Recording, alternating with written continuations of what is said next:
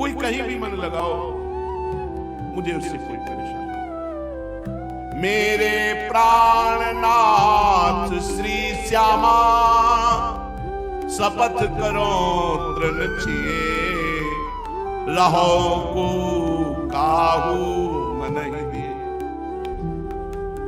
वर्णन कर रहे हैं श्यामा जी की निष्ठा का, पर यह निष्ठा आई कहां से? आखिरी पंक्ति में चलिए, जय श्री हित हरिवंश अनंत सचु नाही, बिनु यार जही लिए, बिनु यार जही लिए, रहो को काहू मन ही दिए। बिना वृंदावन की रज शरीर पर लगाए श्री जी की निष्ठा नहीं आ सकती। हमारे माई श्यामा एक ठसक महारानी जी को, महारानी जी कैसी अनंत ब्रह्मांडों के स्वामी जिनके आगे हाथ जोड़े खड़े हैं, इनसे बढ़कर कौन होगा? श्री जी से बढ़कर परब्रह्म परमात्मा जिनके चरणों की महावर रचना, मेहंदी रचना करते हैं, वो हमारी महारानी जो है। ये ठसक आएगी रजरानी की कृपा से। ये ब्रजरज प्रेम प्रदाता है, शरीर में श्री ब्रजरज लगी रहना चाहिए। ये साबुन लगाने वाला देश नहीं है, पाउडर और क्रीम लगाने वाला देश नहीं है, रज लगाने वाला देश है। गीली रज से श्रृंगार करो, सूखी रज से पूरे शरीर में लेप करो। जैसे पाउडर लगाते हैं ना, ऐसे छान के रज रख लो। गिरिराज जी की परिक्रमा की, वृंदावन परिक्रमा, बरसाना, जहां जहां ब्रज रज मिले छान के रख लो, और स्नान के बाद ऐसे करके शरीर कुछ गीला ही रहता है, पूरे शरीर में लेप करके और फिर तिलक रचना रज से परम पावन। ये महिमा है ब्रजवास की, शरीर से ब्रजरज लगी रहनी चाहिए। पूज्य श्री श्रीधर बाबा जी महाराज बड़े सुबह 3 बजे नहा करके उनको ऐसे बैठा दिया जाता। वयोवृद्ध थे, स्वयं सामर्थ्यहीनता आ गई थी शरीर में। ऐसी अवस्था में 3 बजे से 1 बजे तक एक ही आसन में बैठ करके जप होता था। 3 बजे से 1 बजे तक जबकि उठ के चलने लायक नहीं थे शरीर से, 3 बजे से 1 बजे तक। और 1 बजे के बाद ऐसे 2 साधक हाथ पकड़ के परिक्रमा मार्ग में लाते। परिक्रमा मार्ग कच्चा था उस समय, उतार के ऊपर का चला कर लंगोटी पहन के ऐसे लोट करके प्रणाम करते, पड़े रहते ऐसे आधा क्षण। फिर साधक लाते 4 परिक्रमा अपने ठाकुर के, एक बूंद पानी नहीं पिया। अभी 3 बजे से 1 बजे तक परिक्रमा किया, और फिर दरबार में खड़े होकर जब चरणामृत ले लेते, इसके बाद वो प्रसाद पाते। अगर चरणामृत बच गया तो उपवास। प्रसाद पाके कुछ क्षण लेटे, फिर बैठ गए।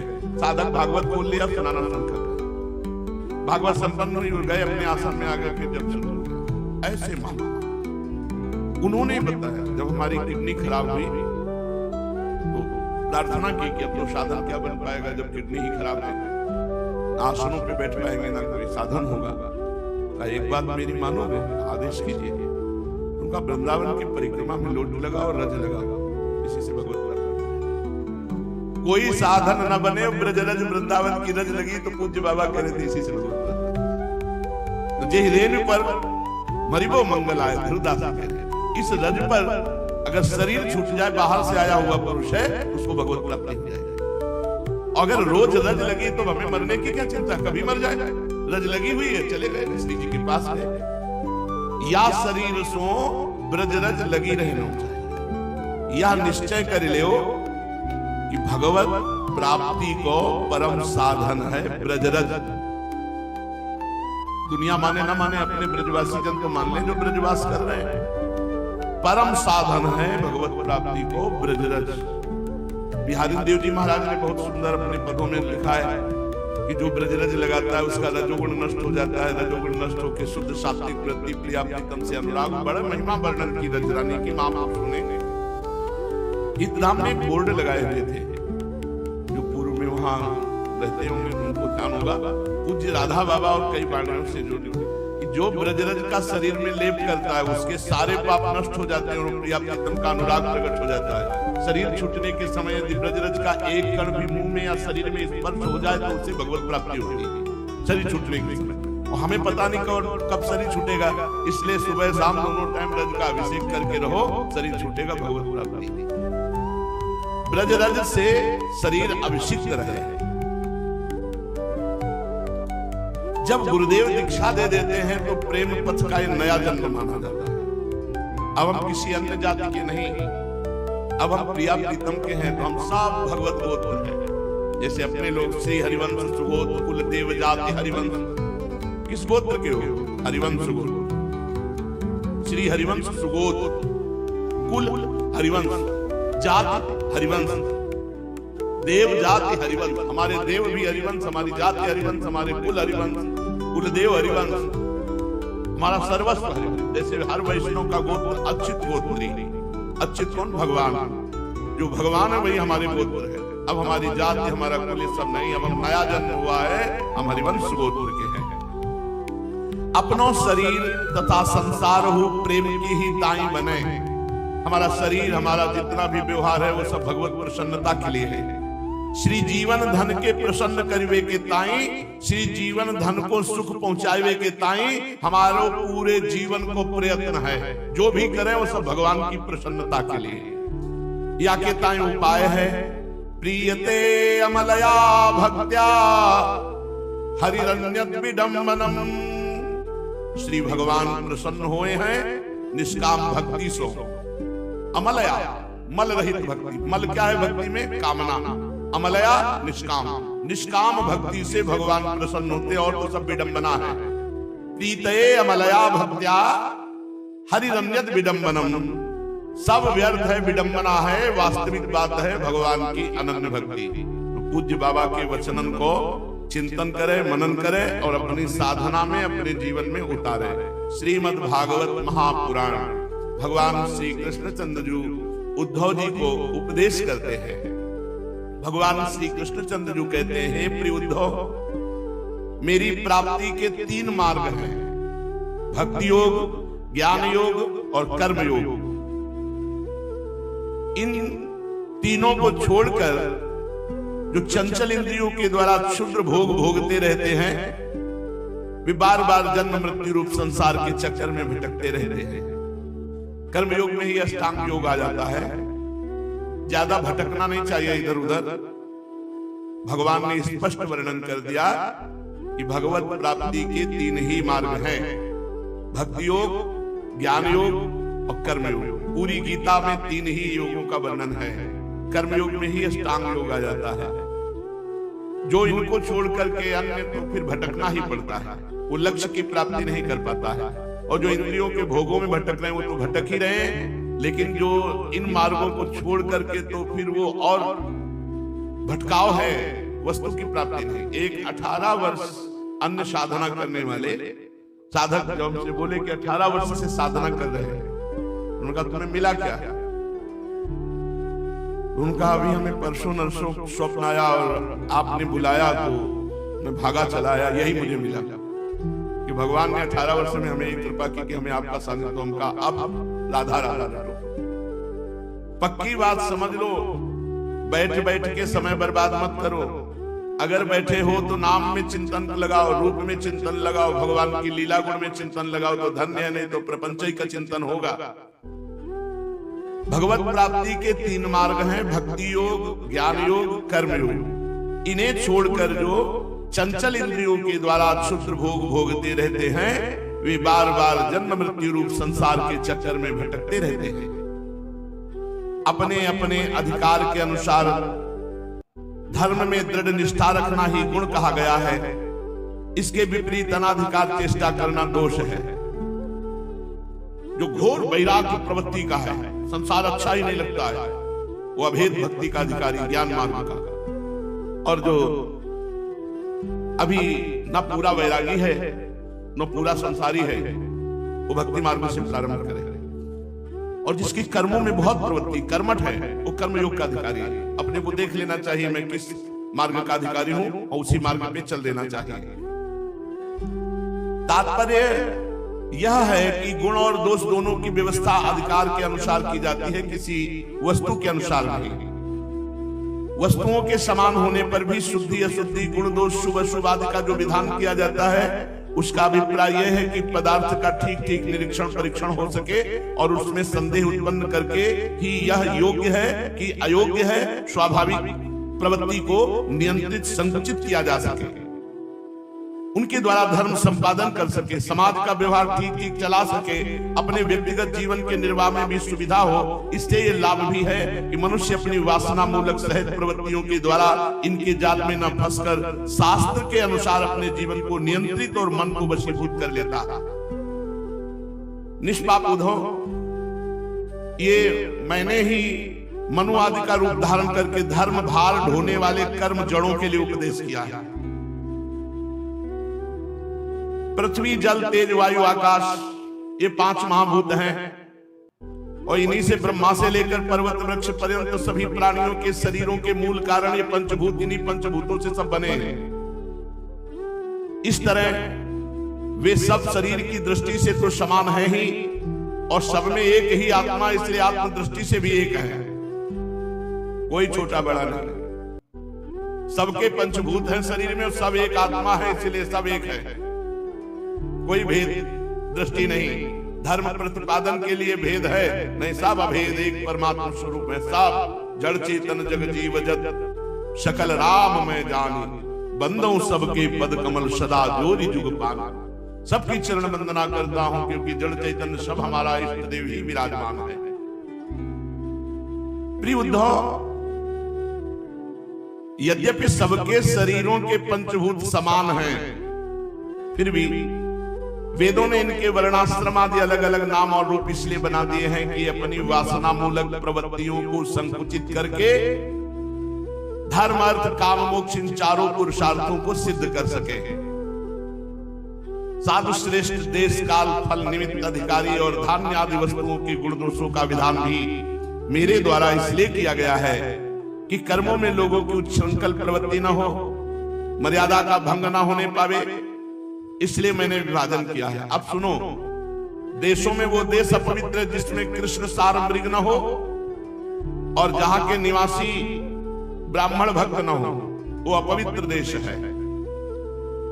कृष्ण सार मृग के होने पर भी केवल उन प्रदेशों को छोड़कर जहां संत पुरुष रहते हैं, अन्य जहां संत नहीं रहते वो कीकट देश है, अपवित्र देश है। ऐसे देश का सेवन नहीं करना चाहिए। संस्कार रहित ऊषर भूमि में अपवित्रता रहती है, इसलिए ऐसी भूमि में बैठकर कभी भजन साधन नहीं करना चाहिए। ऊषर भूमि, ऐसे गांव नगर में नहीं रहना चाहिए जहां भक्त ना हो, जहां भगवान के संत जन न हो, जहां ब्राह्मण भक्त ब्रह्म ऋषियों की आराधना करने वाले दासानुदास न हो। समय वही पवित्र है जिसमें कर्म करने योग्य सामग्री मिल सके, कर्म हो सके। जिसमें कर्म करने की सामग्री न मिले, आगंतुक दोषों से अथवा स्वाभाविक दोषों के कारण जिसमें कर्म ही न हो सके, वो समय अशुद्ध है। पदार्थों की शुद्धि और अशुद्धि द्रव्य, वचन, संस्कार, काल, महत्व अथवा अल्पत्व से भी होती है। जैसे कोई पात्र जल से शुद्ध हो जाता है, लेकिन शराब की बोतल, शराब जिसमें एक बार पात्र में डाल दी गई, अब आप धो करके चाहे जिससे पवित्र करो, जिसमें मांस बना दिया गया, वो पात्र पवित्र हो गया, किसी तरह शुद्ध नहीं हो सकता कि आप उसे मान करके जल से धो दिए और फिर उसमें खीर पूरी बनाए तो पवित्र हो जाएगा। नहीं, वह पवित्र हो गया। जो अशुद्ध अभक्ष पदार्थ हैं, उन पात्रों को गंगा जल से धो के भी पवित्र नहीं किया जा सकता। जैसे किसी बोतल में शराब रही, आप उसी में गंगा जल भर ले तो आचमन लायक नहीं, शराब के समान यह पवित्र माना जाएगा। पात्र दोष उसमें उपस्थित है। जैसे जल से शुद्ध हो जाता है, इन सब वस्तुओं से अशुद्ध हो जाता है। और किसी भी वस्तु की शुद्धि अशुद्धि में यदि शंका हो, संत महात्माओं के वचन से वो शुद्ध हो जाता है। जैसे तुम्हें संशय है कि ये शुद्ध है कि अशुद्ध है, नहीं शुद्ध है, तो चाहे जितना शुद्ध हो, यदि संत ने, भक्त ने, ब्रह्म ऋषि ने कह दिया कि शुद्ध है, पावन है, तो फिर उसमें संशय मत करें। जैसे पुष्प है, उसमें जल छिड़क करके ही चढ़ाना चाहिए, क्योंकि भौरा आदि तो पहले पुष्प ले और जल छिड़के उसमें फिर चढ़ाए, और कभी सूंघे नहीं कि पुष्प लिया, सूंघा, फिर चढ़ाया, अपराध है, अशुद्ध है। पुष्प लिया, थोड़ा जल छिड़क दिया, फिर प्रभु में चढ़ाया। पुष्प आदि जल छिड़कने से शुद्ध और सूंघने से अशुद्ध माना जाता है। तत्काल पकाया हुआ अन्न शुद्ध और एक रात बीता हुआ अन्न बासी माना जाता है। शाम के बना दिया और सुबह पाया तो बासी माना जाएगा। बासी तमोगुण प्रकट करता है, उसे अशुद्ध अन्न कहते हैं। पर यह बात प्रसाद में नहीं होगी, प्रसाद में नहीं होगी। प्रसाद अगर सुबह भी पाए तो बासी नहीं होगा, प्रसाद प्रसाद होता है।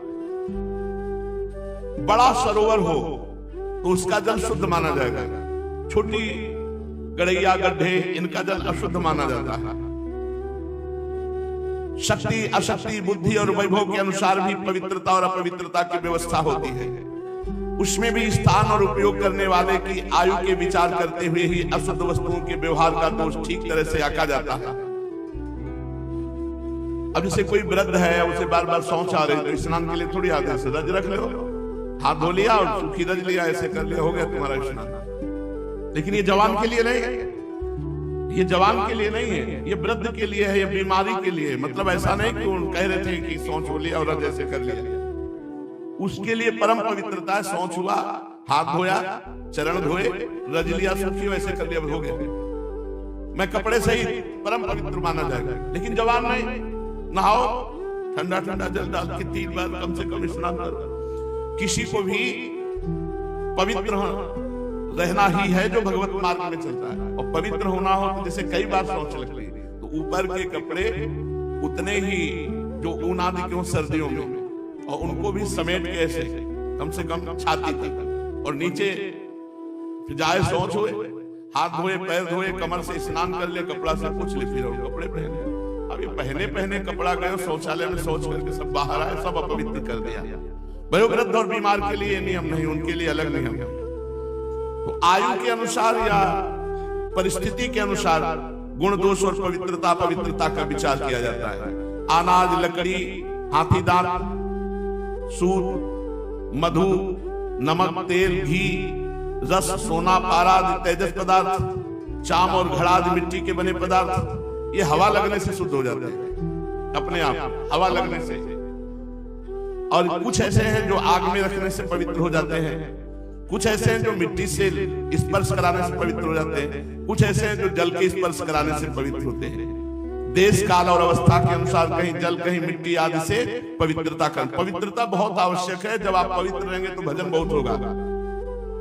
यदि किसी वस्तु में कोई अशुद्ध पदार्थ लग गया हो तो छीलने से, मिट्टी आदि मलने से जब उसका गंध और लेप हट जाए तब वो शुद्ध माना जाता है। पात्र तभी पवित्र माना जाएगा जब उसमें जो पाया गया है उसकी चिकनाहट भी नहीं होनी चाहिए। और प्रायः पात्रों में रज का प्रयोग अब नहीं होता, साबुन का प्रयोग होता, तो आप पवित्र ही बने रहते हैं। एक बार साबुन से धो, दूसरी बार रज से धो, अपने यहाँ है गर्म पानी, चिकनाहट नहीं रहनी चाहिए। पहले धो लिया, जरा सा ऐसे रज लगाया और पूरे पात्र को धो करके फिर ऐसे बहुत सफाई, व्यवस्था, पवित्रता, तब भजन की वृत्तियां आती हैं। स्नान, दान, तपस्या, वै, सामर्थ्य, संस्कार, कर्म और मेरे स्मरण से चित्त की शुद्धि होती है। इनके द्वारा शुद्ध होकर ब्राह्मण, क्षत्रिय, वैश्य विहित कर्मों का आचरण करता है, वो पुण्यात्मा पवित्र लोगों को प्राप्त होता है। मंत्र की भी शुद्धि, इसीलिए देखो, चाहे शिव विरंच सम होई, गुरु बिन भव निधि तरह न कोई। जब गुरु मुख से मंत्र लिया जाता है तो मंत्र शुद्ध हो जाता है। नहीं, ग्रंथों में लिखा हुआ मंत्र लेकर जब करो तो उससे तुम्हें भगवत प्राप्ति नहीं होगी। गुरु मुख से सुनकर भली बात हृदयंगम कर लेने से मंत्र शुद्ध हो जाता है। और कर्म, भगवान को समर्पित करने से कर्म शुद्ध हो जाता है। उद्धव जी, इस प्रकार देश काल पदार्थ, कर्ता, मंत्र और कर्म, इन छहों के शुद्ध होने से धर्म और अशुद्ध होने से अधर्म होता है। कहीं कहीं शास्त्र विधि से गुण दोष हो जाता है और दोष गुण हो जाता है। जैसे ब्रह्म ऋषि हैं, उनके लिए संध्या वंदन, गायत्री, जप, अनुष्ठान, ऐसा। अब कोई नीच प्रवृत्ति वाला आदमी उनका नाटक करने लगे तो उसके लिए वो पाप हो जाएगा और उसके लिए वो धर्म है। जैसे दूध का व्यापार है, ये वैश्य कुल के लिए विहित है, धर्मयुक्त है, लेकिन यदि ब्राह्मण करता है तो निषिद्ध है। एक ही वस्तु एक के लिए धर्म है और एक के लिए अधर्म है, जैसा शास्त्र कहता है। किसी के लिए दोष का विधान गुण और दोषों की वास्तविकता का खंडन कर देता है। इससे निश्चय होता है कि गुण दोष शास्त्र के अनुसार समझना चाहिए और ये भेद जो है शास्त्र के ही अनुसार है। जो लोग पतित हैं, पतितों का आचरण करते हैं, वो तो पापी है, उनको क्या पाप लगेगा। लेकिन जो श्रेष्ठ पुरुष है, थोड़ा सा भी पाप उनके लिए पाप है, त्याज्य है। जैसे गृहस्थों के लिए स्वाभाविक है कि अपनी पत्नी का संग करें, पाप नहीं है, परंतु दूसरे की पत्नी का पाप है। और विरक्त सन्यासी के लिए जो दंड धारण की घोर पाप है। उद्धव जी, जो नीचे गिरा हुआ है वो गिरेगा कहां? गिरने का भय तो उनको है जो चल रहे हैं। जो पहले ही पतित है उसका क्या पतन होगा। जिन जिन दोषों और गुणों से मनुष्य का चित्त उपरत होता जाता है, उतने उतने से वो जीवन मुक्त होता जाता है, बंधन मुक्त होता जाता है।